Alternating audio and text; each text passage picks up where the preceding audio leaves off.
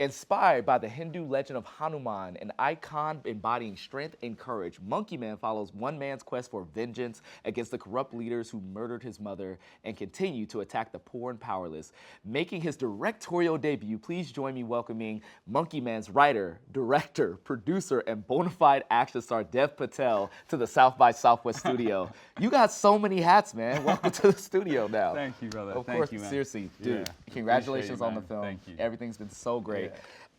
So here's the thing. I was at the premiere last night, Yeah. and I don't know how we're both here. Like we were out late, just kind of like celebrating everything. Yeah. But I want to talk about this one moment that happened, and it was the moment that your movie ended, and you got this standing ovation from the South by Southwest crowd.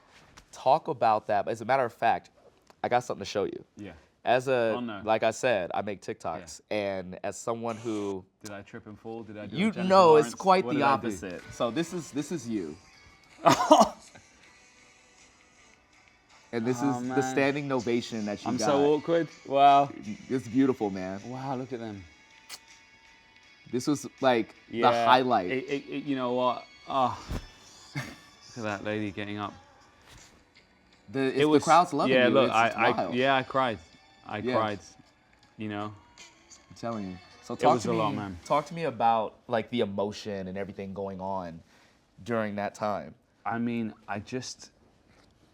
Juju, man, I poured my everything, my whole being into this thing. You know, I remember like I spent so much time. I turned down like some of the most amazing opportunities of my career that I'd been waiting for to just apply myself to this film. Yeah. You know, and I watched these other wonderful actors do these things, and I was just like, God, man. But you know, a great friend and filmmaker of mine said, you know, you are the mother and father of your own film.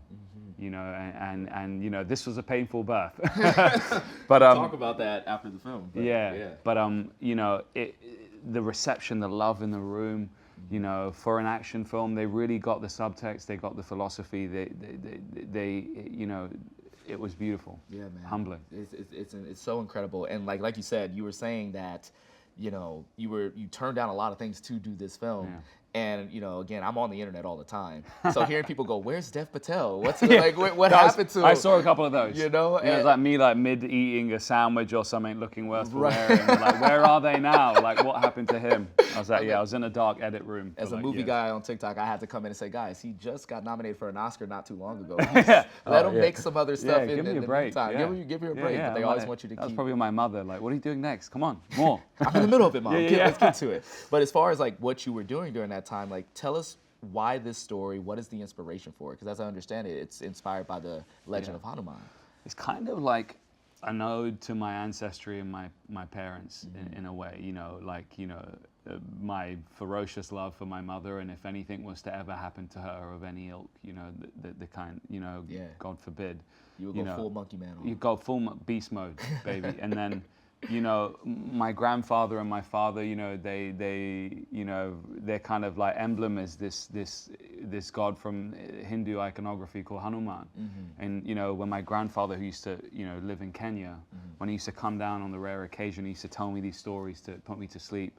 And they absolutely captivated me, of this kind of like half man, half monkey who could fly, you know, lift a mountain in one hand, split his chest open, and it reminded me of the stuff that I'd seen in Western iconography, like Superman. Yeah. You know, even the way he flew, and, you know, I was like, you know, God, my mind was spinning, and I was like, maybe I can take this and apply it to a film, and normally it would be a $200 million kind of movie, and I was like, let's ground it and make it gritty and primal. Dude, so you talk a lot about the references, the inspirations, like as a filmmaker, like imparting this into this film. Are there any directors or films that particularly influenced it? I know you mentioned The Raid as one of them. Yeah. The Raid is one of my favorite action films of all time. I saw those references, so I want you to talk a little bit about those references as well as, you know. It's a lot. Like, at first, my love of action cinema started when I kind of snuck downstairs and watched through the banister past my bedtime, Bruce Lee and Enter the Dragon. Yeah. Saw someone, you know, similar complexion as me, just blistering that screen, and it was where my love of cinema began. And then, you know, it went from Bruce to all of those action guys, Jet, Jackie, Samo. You know, obviously the Raid stuff over in Indonesia, that was just unbelievable. And the Korean cinema just took my love for cinema and the way they do revenge. No one can do it as good as those guys. And then there was also like you know, what my parents would watch, which was Bollywood films. You know, there's a big actor called Shah Rukh Khan, and the way he would fight 10 baddies in this bombastic way and then romance a girl. And I just wanted to like put all of these things and into this film, you know, all these, because I'm kind of this kind of product of many different worlds, you know, this weird cocktail of confusion and no man's land. And you know, this is an anthem for people like me, I think. Right. Yeah. I mean, the film itself, like, it's so very chaotic, but in like a calculated way, right? And as far as like those references go, I Welcome believe. to my brain. Thank you for letting me in. It was amazing to be in there, and I feel like it was just a big odyssey, a big trip. But I want to talk to you about this one reference because I couldn't get this out of my mind when I saw it, and you could tell me if you didn't mean it that way or not. But it looked like there was a Kill Bill reference in there, where like it was like 100 guys coming out of like a door, and maybe near the Crazy 88. And then there's like a silhouette scene of you, and it's filmed just like Uma Thurman when she had the silhouette scene. I mean, I'm sure subliminally, like Tarantino, he hasn't done it. I mean, he's a film god. Oh, of course, and I feel like he's influenced everybody like, in some way or form. So like it was in the back of your head, and I was like, whoa, that was so cool, man. Yeah, so man. You did the Uma pose like perfectly, man. You got it. Yeah. So growing up, you mentioned that you didn't see a lot of like models in films, like the ones that kind of like look like you.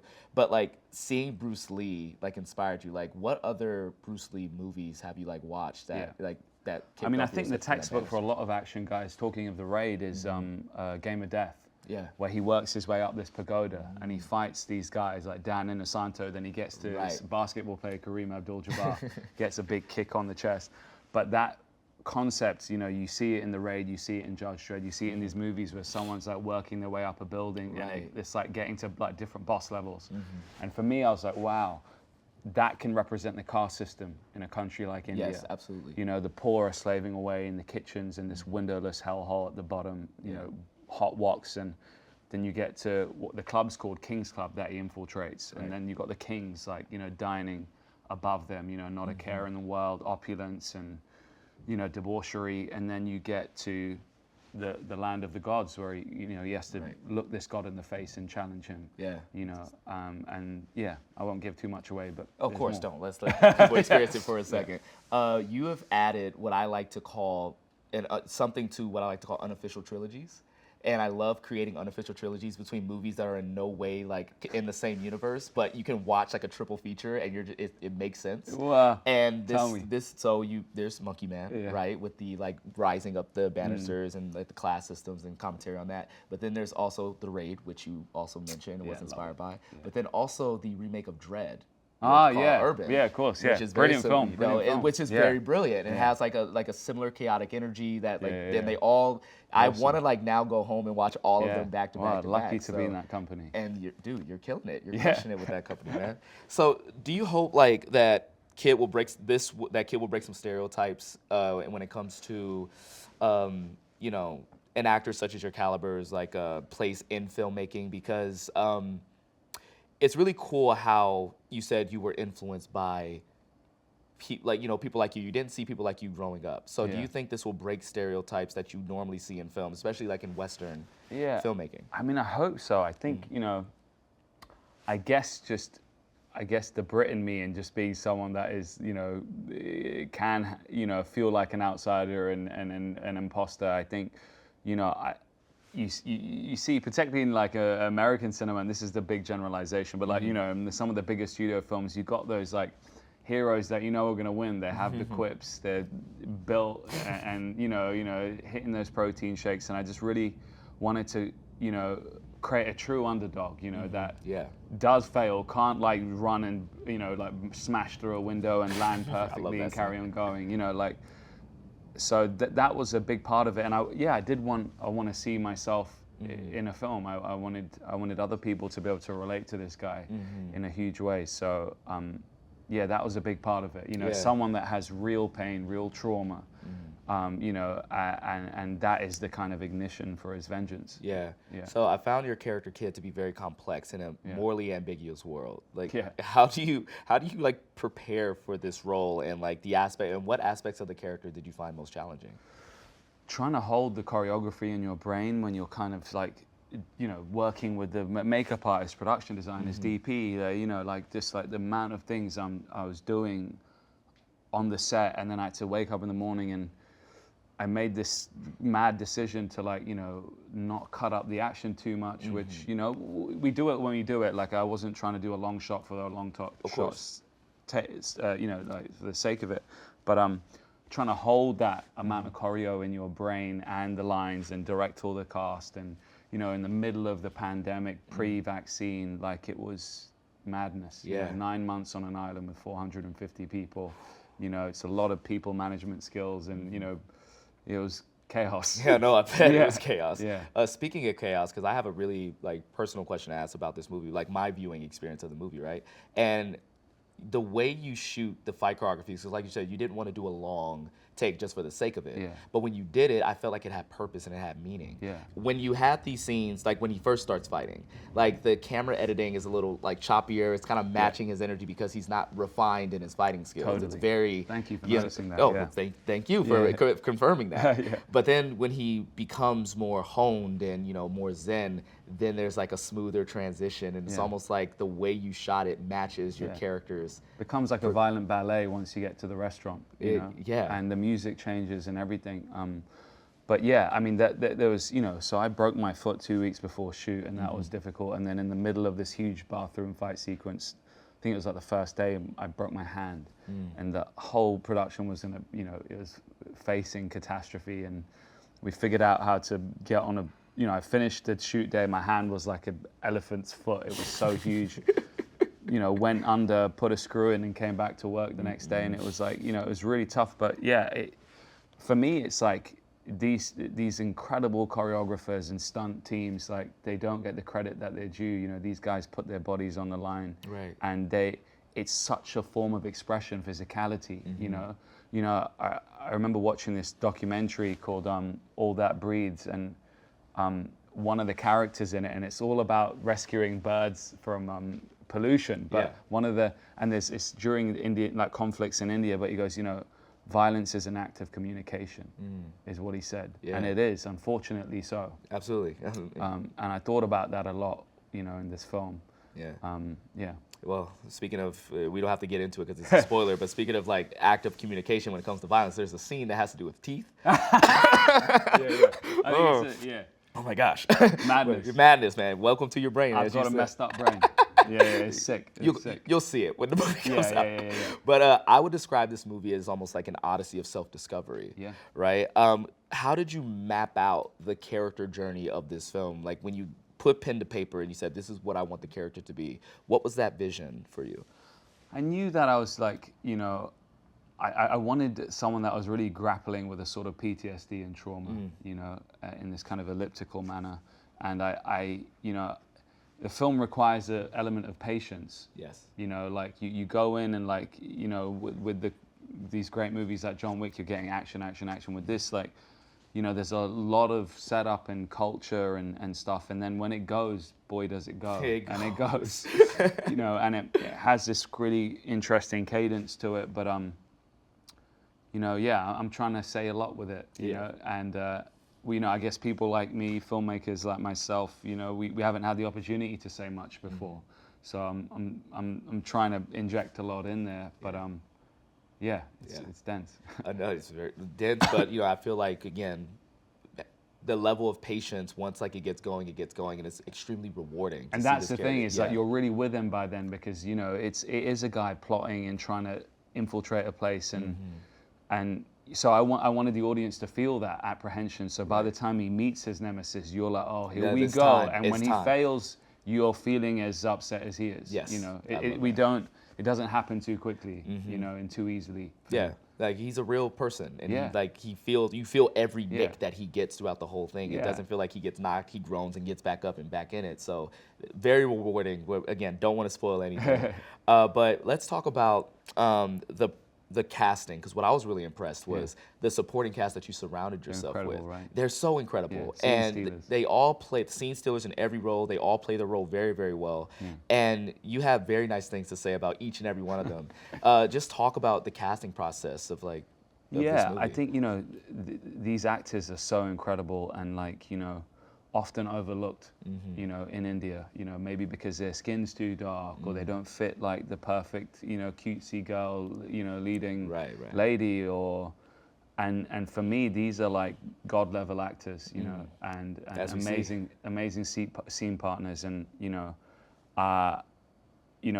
we brought them in, and it's a full plethora of individuals. We had this great actor, Peter Bosch, who plays this character called Alfonso, who's like, it's like me and him are like the odd couple, and all of my best lines I wrote for him, he had everyone cracking up in stitches. Your chemistry was insane there, man. I could tell you knew each other beforehand. So I wrote the role for him, and then Vipin, who plays this character called Alpha, I'd worked with him on a film called Hotel Mumbai, and he is just this deep, soulful, like spiritual, kind man, and I just think all of them, they're just Sharlto, Copley, who did me a huge favor. He came in and had to quarantine for 2 weeks for like, a couple of days shoot. He did me a huge favor. We had no money to shoot this thing. And I sat down to dinner with him, and he asked me a question about what I'm up to, and I pitched him the whole film over 3 hours. And he's like, okay, I'm in. I think I like persistently broke him down. But just to make sure you're in, let me just continue. But he riffs, like in District 9, Sharlto's this actor that you give him a scene and like he'll just break it open and go on these tangents, and it's unbelievable to watch. He has a unique and unmatched energy, man. Like, I met him at the after party last night. He's just the nicest guy. He just carries an aura about him. Yeah, totally. So let's talk about like the fight choreography. Like, I find it interesting that, we just had the Oscars, and there's now, it seems that we're gonna get like a best stunt Oscar category, which, I feel like Monkey Man is now, in that conversation for that, right? So, like, talk about, like, putting that together. Were there any particular stunts that were, like, especially challenging for you? I know you said you ran into a lot of problems when it came to shooting. We did, like, because we were meant to shoot in India, then COVID hit, and I literally got out on the last seat of the last flight out of Mumbai when that hit, and the film went down. We managed to resurrect it in Indonesia, but I'd never been, so we blagged our way there. And, we were going to have the stunt team that, some of the guys that did John Wick. Right. And because of the issues of COVID and stuff like that, they couldn't come. So we didn't have this stunt team. And I was like, shit, what do we do? Hopped on YouTube. Some guys found this guy, Brahim. He's amazing French-Moroccan stunt choreographer that lives in Thailand and has this Thai team. And his stuff was so cool. And I called up Brahim and I'm like, can you be here like yesterday? And, he just took it and ran with it. And, he would come back with something amazing. And I'm like, yeah, but let's do more. Let's do more and more. And he kept just coming back with like amazing stuff. And, none of us are martial artists. Like, Sikandar, who plays the main bad guy, he's not a martial artist. So to get people to move like that and oh my God, amazing work. That's crazy. Yeah, man. by that team. Yeah, I'm telling you, like and we had like 8 stunt guys, really. Like the stunt team was so small, so like by the last fights, I'm killing the same dudes over and over. Like the makeup's like, one of them looks like, Santa Claus by the end, like shaved head, one eyebrow, like whatever we can to make them look different. I would have like a board that's like kill tally. Like how many times did you get killed throughout the course of this movie? Totally. That would be fun. It's mad. So walking out of this movie, like me and my friends had this moment where we're used to having when we walk out of a movie, which we sit for an hour and we talk about it. We talk about like our favorite moments and things like that. And the thing that keeps coming up is Indian James Bond, John Wick, right? And I feel like that moment where you come out of the elevator says like James Bond, John Wick. Like, what are your thoughts on that? Like, do you see that happening in the future? I think it's like, part of me wanting to make this is because I just wanted to carve my own little thing. We have so much like, I don't know, like you don't need to fit in the box of being a Bond. Right. Like you don't need that. And like I don't even know if I could pull that off, to be honest, but I wanted to just find someone that was, this was my take at it. Do you get what I mean? Oh yeah, I get it. It's like you're saying, like, not to be the Indian James Bond, but it's Bond, Wick, Kid. Yeah, it's just like I wanted to just make my own story and my own journey and do my own thing. Like I think being locked into those sort of franchises too, you're servicing a huge machine. Pre-existing IP that needs to be so you can reinvent it in a certain way. But it's still the one thing that you gotta be. Exactly. And for me, it's like there's a philosophy in India they call jugaad, which means like it's resourcefulness. It's like by any means necessary. If you're in a slum, you got a plastic bag, use it for fishing. You can twist the sides, make it a hat. Cover your. And that was the fighting style of this film. Like. whatever he's got in front of him, he's going to be resourceful and use. And it's like this gritty, sweaty, drooly, primal feeling. You know, that's the film. I get that, and I like what you said right there. That's what it should be. Yeah. So the film incorporates mythological themes alongside like modern day storytelling and storylines. How did you work on balancing that without one overpowering the other? Wow, that's a great question, man. Well, I just found, like, you know, being a guy that was born and raised in London, I just, like, you know, I grew up like just you know, one of the stories of young Hanuman was him, you know, reaching for a burning mango in the sky, which happened to be the sun, and it was exactly like Icarus.